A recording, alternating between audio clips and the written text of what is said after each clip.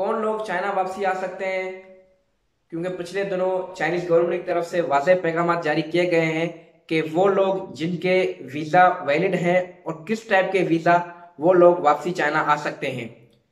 तो मैं हूं अशफाक ख्वाजा और आप सब लोगों को एक बार फिर मेरे यूट्यूब चैनल पे खुशामदीद बलिकार वेलकम। तो आज की वीडियो में हम बात करेंगे इस टॉपिक पे। तो इससे पहले जिन्होंने अभी तक मेरा यूट्यूब का चैनल सब्सक्राइब नहीं किया हुआ उनसे रिक्वेस्ट है कि प्लीज मेरा यूट्यूब का चैनल सब्सक्राइब कर लें और बेल आइकन पे जरूर क्लिक करें ताकि मैं फ्यूचर में जो भी वीडियोस बनाता हूं उनके नोटिफिकेशन आपको आसानी से मिल जाए। तो आइए आज की वीडियो की शुरुआत करते हैं। तो आज की वीडियो में मैं आपको चाइना की गवर्नमेंट की तरफ से जो पिछले दिनों पैगाम वाज़ेह किए गए हैं वो उसकी तफसील बताऊंगा और उसके साथ साथ आपके जो क्वेश्चंस हैं उनके डिटेल्स भी मैं उनके जवाब भी मैं आपको बताऊंगा।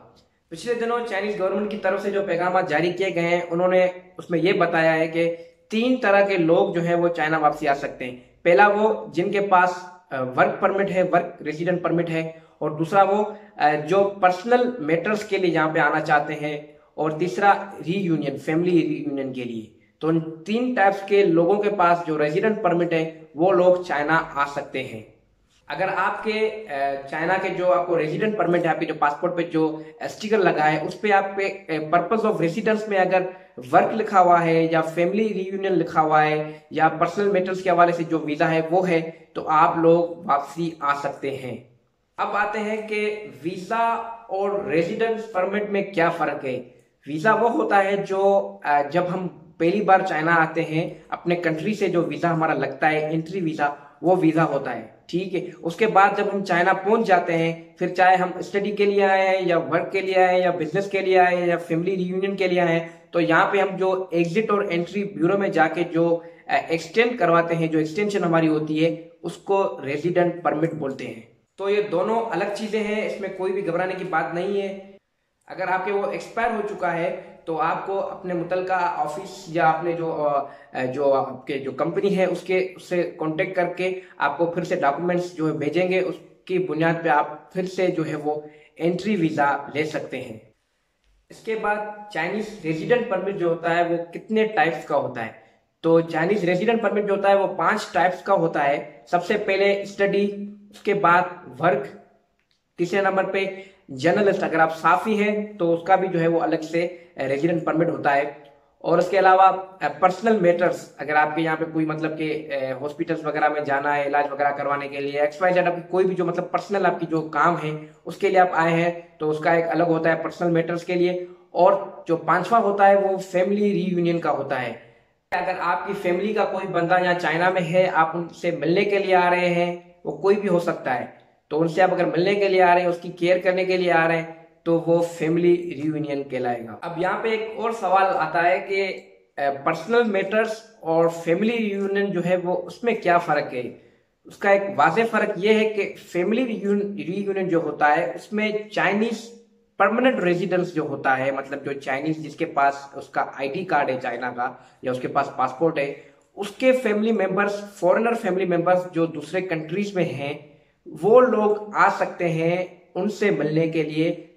चाहे वो जो है वो हस्बैंड हो या उसकी वाइफ हो, कोई भी हो, वो लोग मतलब कि आ सकते हैं, या उसके फैमिली के जो रिलेटेड जो दूसरे बंदे हैं वो आ सकते हैं। और पर्सनल मैटर्स में वो लोग आते हैं जिनके मतलब कि यहाँ पे रेजिडेंट परमिट है, टेम्पररी रेजिडेंट परमिट जिसको हम बोलते हैं, वो जिसकी अगर वाइफ है या उसका हस्बैंड है या किसी का बच्चा है 18 साल से कम, वो लोग यहाँ पे आ सकते हैं, ठीक है, अपने मतलब के फैमिली के साथ। और उसके अलावा वो चाइनीज जिनके स्पाउस जो है वो फॉरेनर्स हैं, तो उनके फैमिली के बंदे भी यहाँ पे उनसे मिलने के लिए आ सकते हैं। तो ये पर्सनल मैटर्स में काउंट होता है। तो अगर आपका वीजा इन 3 कैटेगरीज में आता है, या वर्क परमिट में आता है, या पर्सनल मैटर्स में, या रीयूनियन में, तो आप चाइना आने के लिए जो है वो एलिजिबल हैं। अगर आपका वीजा स्टडी है, स्टडी वीजा है आपका, तो आप लोग फिलहाल नहीं आ सकते। और वो उसका मैं आपको वाज़ेह एक जो है वो बयान बता देता हूँ।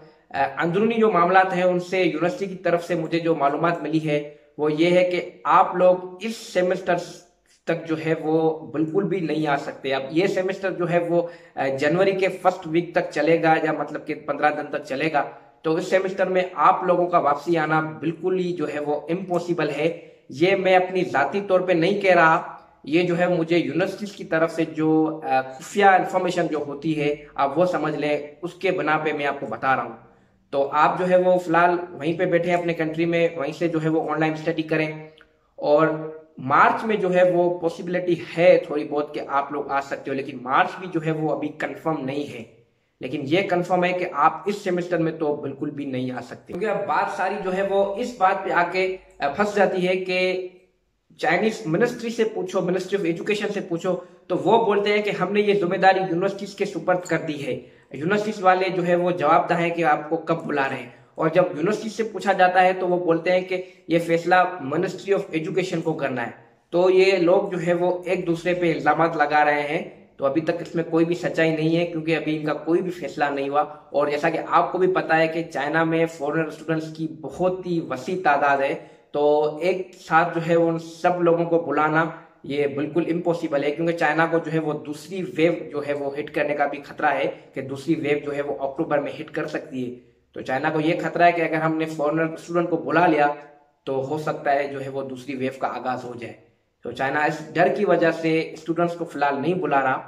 अलबत्ता जो है वो अक्टूबर के एंड तक हो सकता है मामला जो है वो सही हो जाए। अगर जो है वो यही हालात रहते हैं तो फिर शायद वो फैसला कर दें, लेकिन कोई भी जो है वो अभी पॉसिबिलिटी नजर नहीं आ रही।